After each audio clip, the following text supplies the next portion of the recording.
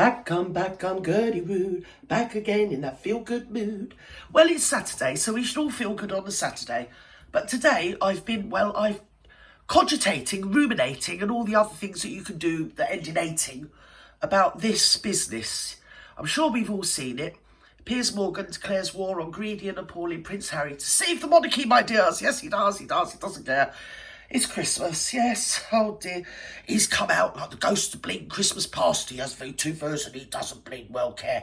He doesn't like the fact that, because most people just fold, don't they, when they're attacked by the Basmeister and the Megameister, yes, the Marchioness and Monty Bling shit show.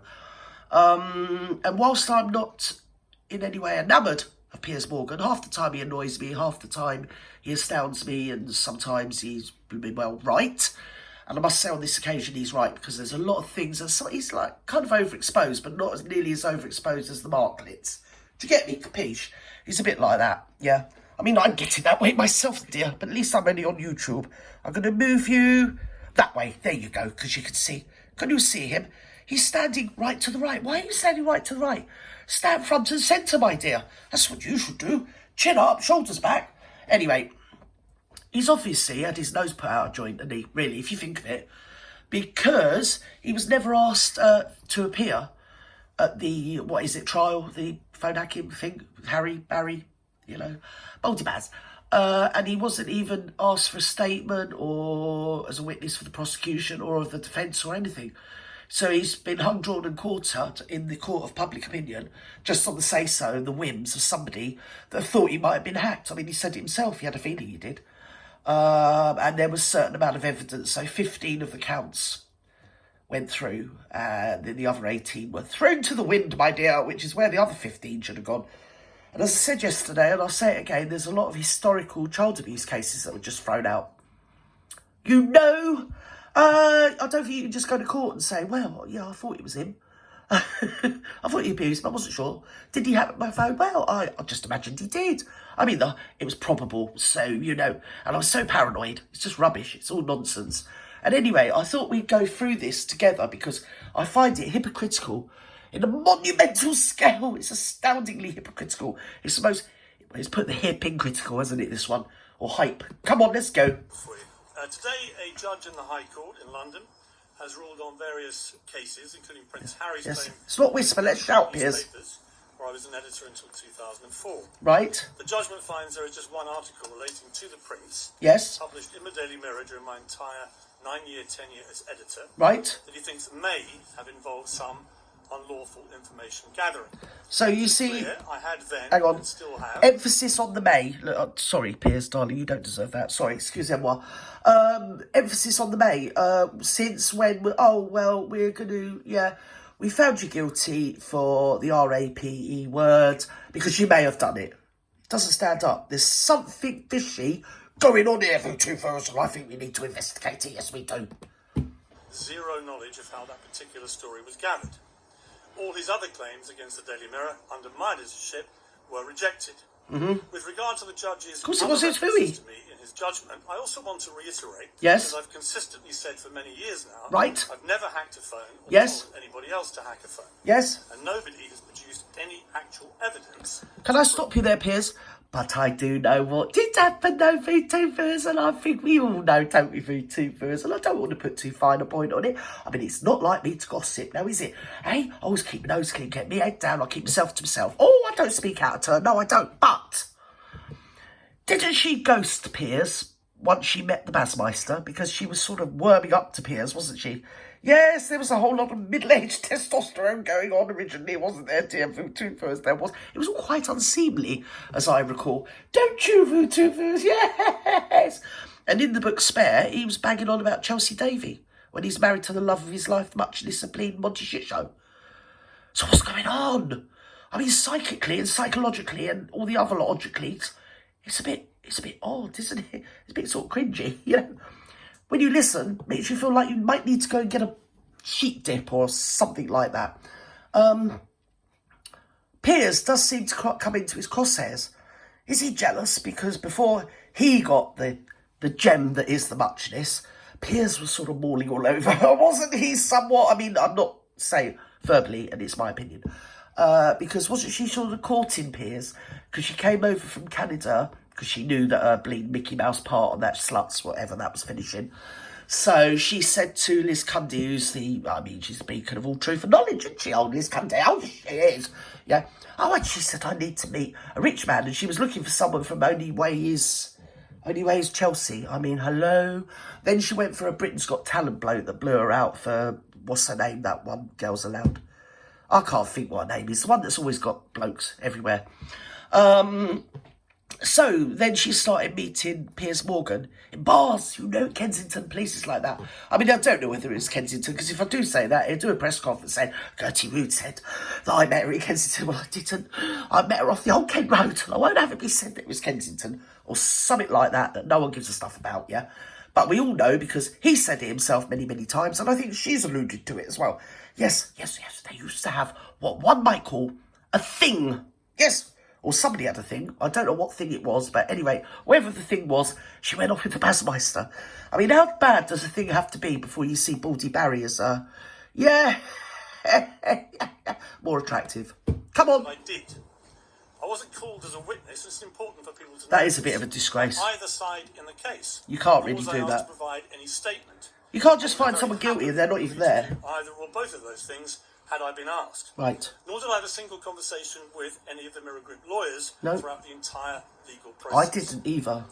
So, I wasn't able to respond to the many false allegations that were spewed about me in court by old foes of mine with an axe to grind. Yeah. Listen, Peter Mandelson is a psychopath of the highest order, and so is that other one. Can't think what his name is, annoying one that's always getting Campbell. Oh, don't get me going. Oh, dearie me. If you lie down with dogs, you get up with Campbell. So, yes, or Megalite. Inexplicably, were not even challenged in my absence by the Mirror Group Council. That is harsh. I didn't know that was pretty short. The judge appears to have believed the evidence of OMID SCOBIE. About me in his Did you hear what he said about OMID SCOBIE, the judge? That he was a very truthful witness. Hello? Has he ever met Finding Freebie or Finding Freebies or whatever it's called? Funding Freebies. Oh my God, don't even get me started on that blessed bloody blame game. I've still got it. I'm trying to do it. I know I said I was going to film it in a week, but I can't. I just give up the will to live every time I have to look at that blooming book. It's such a load of lowbrow. I couldn't even say pedestrian would be posh. It is it's a litany. In fact, litany makes it sound intelligent. It's a shopping list of bleeding moans and complaints. Oh, well, Kate is this and that. Somebody said that. And then Camilla said something else and no one gives a bleeding stuff. Do you know what? The only people that have spoken about it in a sort of like the Queen doesn't come off well. I think Philip gets a swerve, more or less, because basically when this was all playing out with the Megalite, he was on his deathbed, he'd had cancer for years, he'd been fighting prostate cancer and he blah, blah, blah. Moving on. So it was more about the beef that they have with William and Kate, and also conveniently between William and Kate is Camilla and Charles. So it's just a load of shit that we all know. Oh, you got 3 sausages, I only got 2. Bullshit, right? And how wonderful. Apparently William is work shy. He is. I mean, the hypocrisy is off the scale. It is really the most ridiculous. And I own David Dimbleby's biography, and it was an authorised biography of Prince Charles. And that is, I thought it was the pits, because I own all Lady C's as well. I'll show you one day. I'm not making it up. It's the truth. I own loads of bleeding raw biographies. Anything classical, biographies, things like that, I own them. It's a thing. It's my thing. I do it, I don't care. Usually in the dark. No, but I do own... It's the worst biography. And obviously, is it an authorised biography because he's saying they didn't help him? But I'm telling you what, the words in that Endgame is pure out of the Marklet's mouth. It is food to foods. There's no getting away from it. You can hear her speaking the words. Oh, it's authentic and parallel positioning to emancipate something or other. No one gives a flip about. Bollocks. And he lied about me in court, and the whole world now knows him to be a deluded fantasy. He's a deluded fantasy. So big Scobie is a scumbag of the highest order. Another proven liar who spun this country into an illegal war. Yeah. Finally, I want to say this. Agreed with Prince Mandelson. Harry's outrage at media intrusion into the private lives Go on, of the royal Piers, family you tell 'em, boy. is only matched by his own ruthless, greedy and hypocritical enthusiasm for doing it himself. He talked today about the appalling behaviour of the press. But this is a guy who's repeatedly trashed his family in public for hundreds of millions of dollars, even as two of its most senior and respected members dying, his grandparents. Yeah. It's hard to imagine, frankly. And he made the Queen cry as well, because that's well known. I think it's even mentioned. I mean, I haven't got to that bit. I hope I don't get to it. I just want to...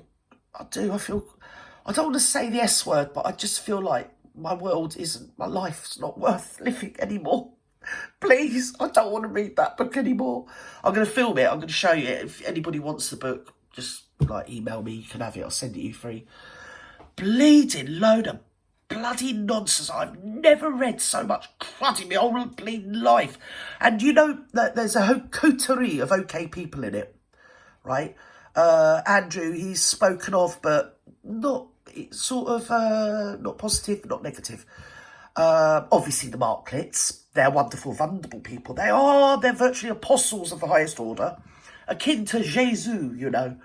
And also, and this is something I need to bring to the public eye, when you read the book, you find out that, in fact, Beatrice and Eugenie are paragons of virtue. Yes, because they even have a pop at the Countess of Bleem Wessex, who don't say boo to a goose.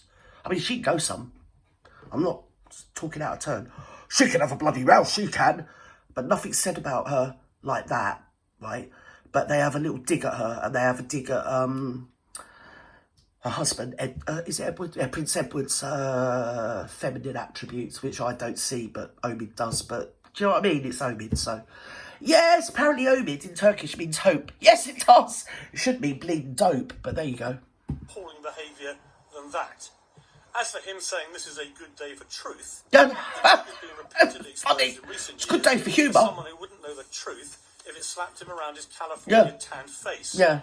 He demands accountability for the press, but refuses to accept any for himself for smearing the royal family, his own family, as a bunch of callous racists, without producing a shred of proof. I'm going to stop you there, because you're exactly right, because every time that he throws the ball and then refuses to, up till they did that Mickey Mouse public relations stunt in Dutchland, was it Holland or Denmark? Don't know, don't care. Refused to specifically nail down the two racists that they were alluding to. When all this time, I mean, Philip come under the thing, didn't it? Camilla got it in the neck. It's like, if you just throw something out there and say, well, one of them said this, it sort of puts them all in that light, doesn't it? It's just unkind, it's not fair, it's not cricket, it's not British, not what's done. I don't think it's even done legally, is it? Let alone morally. Anyway, you know, and he goes on about phone hacking. He's got a bleeding cheek, really, because at the end of the day, the things he says about his own brother and his own sister-in-law, that was nothing but wonderful to him until he went out with the Marklet. And he even said on an interview, she's like the sister I never had. And yet, he throws her so completely under the bus in this book. Not only under the bus, he gets in the bus and reverses it back over her for no reason, no good reason. I mean, as I say, he goes on about phone hacking, but you don't need to be phone hacked. William and Kate don't need to be phone hacked when they've got Barry, because a lot of the information could only have come from Barry. You know, there's no one else that would have known the inner workings of his brother's thoughts and feelings, which is what he's alluding to and what he's set out for the world to sort of sift through. The same as poor old Kate as well. Anyway, I've said enough. I can't be bothered. It's boring. It's so tedious. The book is absolutely appalling. How it got through to be published and how they could call it literature, I do not know. As I say, just a shopping list of moans, really. And also, like I've said before, OMID's slightly unsavoury. Yes, fascination and obsession with pipers. And men that wear kilts for two-foos, I kid you, bleeding not. Oh, dearie me. Yeah, so it's very suspicious. And as I say, the four people that seem to be okay and get good stuff said about them in the book is Eugenie, Beatrice and the Marklets. Everyone else is a sack of shite. Do you get me? Yeah, and I feel really, really sad. I mean, that Rose Hambury business, I knew at the time that was them that put that out there. You know, when you're English and you follow these things, you just think, you get so used to it in the end, you're like, yeah, well, that's come from you. Yeah, that's yours. Yeah, you've done that. You said that. You just know. You know the way they roll, you know the vibe and all this, that and the other.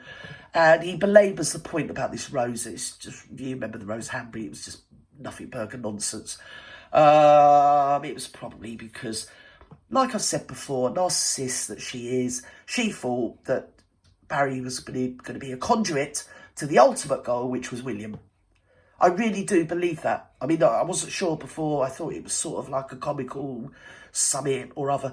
But when you read the book, it's so obvious that she's butthurt because William didn't like her as much as what he liked his wife. I mean, who'd have thought of that? I mean, the Marklets there, she's marvellous, isn't she?